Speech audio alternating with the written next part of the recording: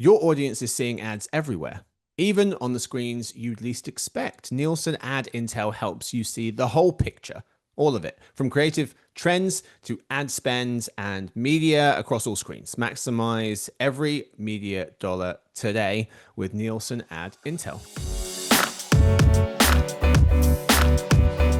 Hey gang, it's Monday, September 22. Rahul, Yuri, Max, and listeners, welcome to Behind the Numbers, the marketing video podcast made possible by Nielsen. I'm Marcus, and joining me today we have three gents: Director of Reports Editing, living in Maryland, Rahul Chadha. Hey Marcus, thanks for having me. We're also joined by Principal Analyst heading up our advertising, media, and technology teams, living in New Jersey. It's Yuri Wormser. Hey Marcus, how are you? Very good, sir. Very good. And finally, our senior analyst covering digital advertising and media, Max Willens. Yo. Hey, fella. Today's fact.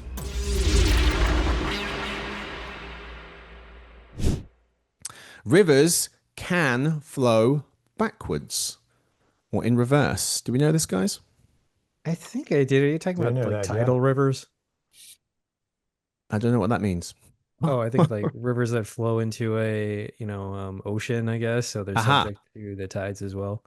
So very good. I'm not sure. I guess so. Some of these, I don't know if it's just in that area of the river or throughout the whole river, but there's a few examples here. The Mississippi River here in the States temporarily reversed course during a powerful earthquake in 1812.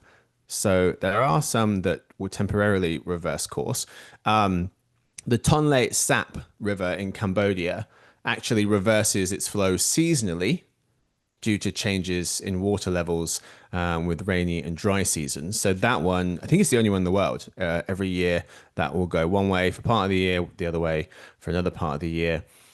And then they can permanently, in the grand scheme of the life, they can permanently reverse. So millions of years ago, for example, the Amazon River flowed in the other direction. It's now west to east. It used to run east to west, heading into the Pacific. It's bananas. I thought you were going to talk about the Chicago River, which I still don't really understand how they did that, but they reversed the flow of it at the end of the 19th century. Oh, okay. I didn't know this. Why? Did. I don't remember. I heard about it when I was doing their architecture tour on a boat, and I thought, that's crazy. How do they do that? And then, of course, I didn't look into it. But Yeah. I think they wanted to connect the Great Lakes with the Mississippi. That's exactly right. Aha. Okay. Very good. You could just waited like 7 million years. It would take care of itself. Anyway, today's real topic. We make some very specific but highly unlikely predictions for the next 6 months, Shark Tank style, part 1. Okay, here's how this episode works. Max will go first. He gets 60 seconds to pitch a very specific but highly unlikely prediction he thinks will come true in the next 6 months. Then me, Rahul, Yuri, and everyone listening will decide if we are going to invest in the prediction, if we believe in it. Rahul goes next and so on. Let's do it. Max, what do you have for us? All right. So I'm going to talk about everybody's favorite topic, which is the next sort of tech form factor after mobile phones. And my prediction is that starting next year, the rebooted version of Snapchat's Spectacles will get traction culturally faster than Meta's Ray-Bans have. So what do I mean by this? I'm basically, when I say traction, I mean that they will kind of gain cultural currency and visibility in a way that Meta Ray-Bans mostly have not. So in the 2 years that have elapsed since Meta sort of announced and put these on the market, they've really only sold about 2 million of them, which is, about a fifth of the number of people that, go bow hunting regularly in the United States. It's even about a tenth of the number of people that have purchased Meta Quests worldwide. Oh, wow. And that product, as far as most people understand, it has really not gained much mainstream opinion at all. The reason that I say this is effectively down to the ways that I expect people to use them. So one of the things that is sort of a significant shortcoming of Meta's Ray-Bans is that they have very limited device integration. So if you want to sort of, exchange text messages, for example, or emails that you've gotten from somebody, Apple and Google have, in the way that they've designed their operating systems, made it quite difficult for people to do that. Mm-hmm. Whereas Snap, which has really begun leaning into its identity as a messaging platform more than a social network, is really going to, I think, put communication and sharing of communication between users at the heart of Spectacles, and that is going to, I think, give it purchase in a way that the Meta's Ray-Bans have not. So that's my pitch. Okay. The communications piece being the, I want to say killer app, but you think the driving force in terms of application. That's right. And they also too, I mean, one thing that's, I think, very savvy about this is essentially Snap's second pass at this. It's funny to think about, but really nearly a decade has elapsed since the first time that they brought Spectacles to market. I know it's a crazy thing to contemplate. But one thing that they've done this time, which I think is very smart, is they announced the launch of their operating system for Spectacles at about 6 months before the reboot of the hardware itself, which will allow developers many months to sort of build a little ecosystem of experiences and products that can be incorporated into the Spectacles as well, which I think is also going to help the product get out of the blocks faster than it might have under normal circumstances. So that's my highly specific and maybe highly unlikely prediction for you guys. I love this prediction because you got the brief, because it is highly specific and I think it's kind of unlikely. The reason I love it because everything you said is accurate. They just released their new operating system for Spectacles, their 2.0 version. It is more, takes care of a lot of these more functional elements that gives developers time to develop apps for when they release their new lightweight version of Spectacles, which they're going to call Specs, I think. So I agree that they're really they're innovating and they're doing what they need to do to create a cool consumer product. I just think that Meta has too much of a head start. First of all, with Ray-Ban Stories, but also they're rumored to be going to release their Hypernova smart glasses with a mini smart screen in October, which gives them a bit of a head start. To Yuri's point, that part concerns me as well, because Grace Harmon, who writes for us, was saying Snap just doesn't have the deep pockets that Meta has to keep investing in this forever. Snap's invested about $300 million a year for the past decade. Meta, on the other hand, has been losing about $12 billion each of the past 5 years on its Reality Labs division. So I think that makes me a bit nervous for Snap. I should preface this by saying I know next to nothing about these specific AR glasses, but I did look up a picture of the Snapchat Spectacles. And to be perfectly frank, it was incredibly dorky looking. I think, the biggest challenge, honestly, that you're going to face with adoption if you're one of these companies is like younger users, who I think are overwhelmingly going to be the people who adopt the technology first, think it looks cool. Snapchat Spectacles, okay, I said, admittedly, I'm saying this as like a middle-aged man who unashamedly wears dad sandals, but they do not look cool. I think Meta's one of the main advantages they have actually is that they've paired with a pre-existing brand for the actual device in terms of Ray-Bans. I think that alone just might give them a leg up in terms of convincing people to adopt a smart glass that like is probably still going to be pretty clunky and maybe a little awkwardly designed at first. Yeah. I also wonder if you said they need the younger crowd. They're going to be the drivers of adoption here. This summer, the information was reporting that ByteDance is working on a lightweight mixed reality goggles that could directly challenge Meta's products, I guess Snap's products as well, and win over TikTok users who they own. So, but you're not talking about them. You're saying that Snap is going to beat Meta, not necessarily another challenger like a ByteDance or a TikTok. That is correct. Yeah. In your defense, though, Max, a few weeks ago, the information reported Snap is considering seeking outside funding for its AR spectacles as it struggles to compete with Meta and TikTok. So maybe there's growth there. Yeah, absolutely. I mean, I would just say in response to my detractors and my doubters here, we're too old. We don't know what's cool anymore. Whoa, Every whoa, whoa, time I whoa. look at what fashionable young people are wearing, I just go like, this looks like awful, and you That is should be ashamed of 1000% yourselves. true. And then I think, oh my God, it's happening. And it's surely only going to get worse.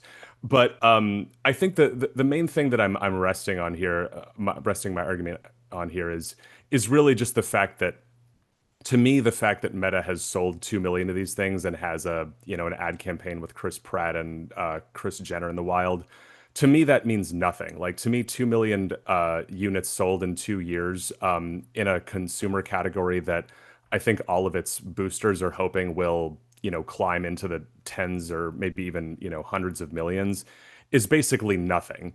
And it's very easy for you know, uh, that head start, to the extent that it's a head start, to get just kind of blown apart by the right kind of splashy launch, Mm-hmm. if Snapchat gets it right. Mm-hmm. I do concede that they have a funding disadvantage, but I would also say too that I think comparing the Reality Lab spending to what Snap has spent is a little bit unfair, because that spending also includes That's spending very on true. Meta Quest and Yep. Horizon Worlds and a whole bunch of other whiz bang tech, which may factor into glasses, but likely will not. Mm-hmm. So I'll push back against that. To address the form factor, I mean, they are rumored to be having a lighter version that is more fashionable. So we'll see what they actually come up with. Yeah. I like this prediction. I think it is very interesting, but I think it's too unlikely to invest in it. And Grace again has she pointed something else out, which has convinced me that I shouldn't be investing my very small amount of money into this, because she says that they've been copycatted out of almost everything. So kind of, why not these? She says Snap once led the pack on AR features and short form video content, but the rise of products like Meta's Reels, YouTube Shorts, Ray-Ban, Meta Smart Glasses is no longer strongly differentiated. So I don't think this will come true in the next 6 months. I'm out. Rahul? Yeah, I think I'm also out. It's a combination of the form factor and lack of coolness as it exists right now. Okay. I think Snapchat also trails just even Instagram users by 50 or 60 million users, I think, according to our forecast. I think that's probably another hard hill for them to have to climb. And Mhm. like other people have mentioned, Meta's just got deep pockets. Yeah. That's a hard challenge to overcome. Yuri? I'm out as well, Oh. but I actually think there's a chance it could take off. I'm not totally out on it, but I just think it's pretty unlikely. Okay. If this comes true, Max, don't give many of your winnings from this prediction, okay? A little hedge from Yuri. Rahul, you're up. Okay, so my prediction is that Netflix will launch shoppable product placement ads directly into their shows and movies. It's something like a blend between a traditional product placement and shoppable media that could facilitate e-commerce. This comes on the heels of recent news about, pairing of a partnership between Netflix and Amazon, whereby Amazon's DSP now makes Netflix premium ad inventory like easily accessible. I just think it's part of the overall trend of, retail media doubling down on CTV and offsite media. And I think it's just another way for Netflix to create a new, ad format, or I guess a twist on two pre-existing ad formats. I think they can double dip on the revenue in two ways. One is by selling premium product placement fees to brands who want to advertise in their original library content. And the other one is like earning some kind of commission when a transaction actually happens at the other end, when a user clicks on an ad and makes a purchase or adds it to a cart or something like that. And you gave the Stranger Things example. Yeah, so I was just thinking, somebody's watching Stranger Things. Again, this is a reflection of how old I am, because I was like, I've been shopping nostalgically for like 90s basketball sneakers. So, I think people like me steeped in nostalgia see a kid from the 80s wearing an old school pair of Nikes. There's an ad that pops up, says you can click on this and buy it, straight from Nike.com. Like, yeah, I'm clicking on that. Mm-hmm. So I like this one. When looking, because I was like, how much of a priority are these shoppable ads for marketers? As you can see from this chart here, 38% planned to increase their focus this year according to the IAB. I imagine that share goes up in 2026. So I think there is an appetite for this. My question, I guess, is what's the best way to execute shoppable TV functionality? And I wonder, because there's QR codes popping up, and that seems to be the accepted way of doing business when it comes to shoppable ads. But this chart here was asking Americans which shoppable TV functions they would be open to using with data from LG Ad Solutions. Most, 70%, said saving products to a wish list on the TV.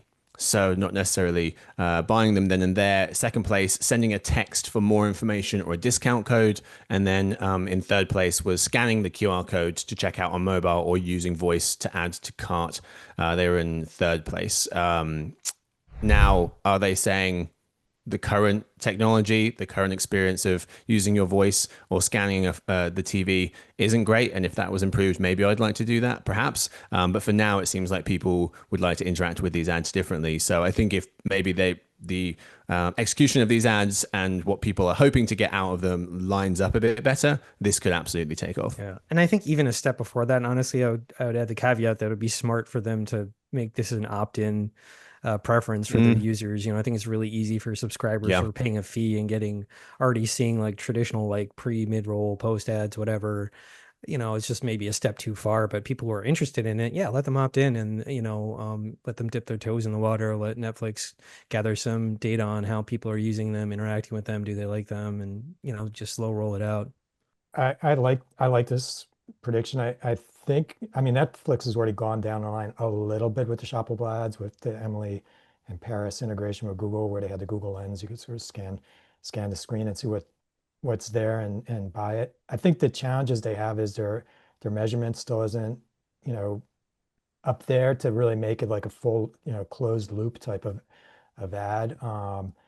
And the technology for kind of these immersive product placement, shoppable ads is still kind of early days. You're seeing it with some companies like Rembrandt, which last week merged with another company to kind of build up on that technology. But it's still kind of early days to get full shoppable. But they're definitely moving in that direction. Within 6 months, it's going to be tight to get true shoppable ads. But I like it. Yeah, I think partly because all of you rejected me. God will punish all of you, I'm sure. No, I'm just kidding. No, I think that Yuri's last point is the one that I would pick up on, which is just the issue of timing. I feel like in order to really ramp this up to to a real kind of next level degree, it will take a bit of time, especially because Amazon's not the only partner now who can kind of pipe demand into Netflix, right? Like that was the most high profile one, but you can now, I think Yahoo and Trade Desk can also offer inventory for Netflix. And so I do think that, it won't take too long for sort of simple ads that are QR code enabled to show up, but the real kind of next level version of this will likely take quite a bit longer because integrating all that stuff into the content does take time. So based on timing purely, I'm out, even though the overall arching thesis I think is on point. Yeah, I completely agree. Timing is the thing that's putting me off, but otherwise I think it's a fantastic prediction. So I'm out. Yuri? I am. No more hedging. I'm gonna go in on it. He's in. I'm in. Oh, reckless or perfectly astute. We shall see in the next 6 months. Very good. Yuri, you're up next. So my prediction is that TikTok will not only introduce a Gen AI assistant into the app, but they will also add advertising against it. And the reason I say that is they have the best search infrastructure of all social networks, but they also have not introduced a Gen AI assistant yet. They're rumored to be releasing it any day. So that's not a very strong prediction. I think what's a stronger prediction, what I think is a more likely prediction is they're going to have targeting that's specifically targeting the Gen AI aspects. So instead of having, let's say, keywords, they might have key questions or something like that that you might buy for. So I really see TikTok, building up both its Gen AI assistant part, but also its ad infrastructure for search, sort of merging the two together. Does this take away people from ChatGPT or Gemini and things like that? Well, the search already does take it away to some extent. Hmm. All within social media does. Hmm. I think it potentially does, though. I think it potentially puts TikTok into more direct competition with Gemini and ChatGPT and Meta AI as well. Hmm. So, yeah, is there room for something? My question is there room for something new? And not new per se, but it's something that folks are going to gravitate to more than the current options. Now, 116 million Americans use TikTok. So in theory, they could all use this AI assistant. So I think that you've definitely got um, a pre-existing user base right there. But then there's just so much competition and competition without ads that I don't know if I don't know if launching this and then also having ads as well makes it that appealing. I think that there's a version of it though where the ads are quite useful, like if I want to find some kind of like if I want to, if I'm real sort of hungry to figure out what's cool and hip because I'm, old and no longer plugged into that stuff. I feel like being able to ask, a TikTok assistant to show me some of the stuff that is really popping right now, and maybe also, uh, some links to buy the stuff on TikTok Shop, for example. I'm sure that their system would be, happy to oblige me in that sense. Hmm. It's not going to sort of, gun for the same kinds of budgets that might have traditionally be concentrated on Google search for your local dentist or whatever. Although I think that sort of stuff could come around in the coming years. Mm. But I think the Yeah. 1.0 version of it being kind of oriented around retail category uh, is quite plausible. And the presence of shop, I think, kind of takes some of the risk and guardrails away from it in the way uh, that's distinct, I guess, from Snapchat, for example, which has been very, very cautious about you. Like at the moment, that what they do is they will take the conversations you're having with AI and sort of feed it into their overall ad apparatus, but they're not incorporating sponsored uh, responses into the conversations you're having with it. So at the risk of being sort of boring, I think I'm mostly out on this only because 6 months again feels really, really aggressive. And I think that even though they've shown a willingness to kind of play fast and loose in a way that some social networks haven't, like I think they'd probably like to get people semi-addicted to it first before they start monetizing it. So I think that because 6 months is part of the homework assignment here, I'm out. Yeah, I mean, I think some of the complexity, I think it is ambitious. I think the complexity comes with understanding the nature of the question, Yes. whether it's just if they want information, whether they want recommended like kind of an open-ended recommendation for videos, or if they have a commerce intent. And then if they have commerce intent, then sending ads. But understanding that is actually pretty complex, which is Yes. why you've seen the other bots sort of go slow on this as well. Yeah, I think I'm in on this actually because, I Oh. think it makes a lot of sense to me that, we're going to see adoption of these AI tools. It's just much more frictionless when you're layering it on top of a product somebody always uses. You just sidestep the issue of user acquisition, and there's so Mhm. much, honestly, right now, I think we're just at this crazy inflection point where we just see so much kind of conflicting data about adoption rates of like, what I call like standalone pure play AI tools like ChatGPT. I think nobody kind of really knows right now. It's like it's growing really fast, but it's from a small base. But who are these people who are using it? And I think the other advantage that TikTok would have is that they kind of understand digital advertising in a way that these other pure plays are kind of have to build the infrastructure from scratch. They have to figure out how to Mm. sell stuff. Like, there's just a lot of like nuts and bolts things that go into launching an ad product or an ad offering on a new platform that I think TikTok has actually a leg up on them in that way.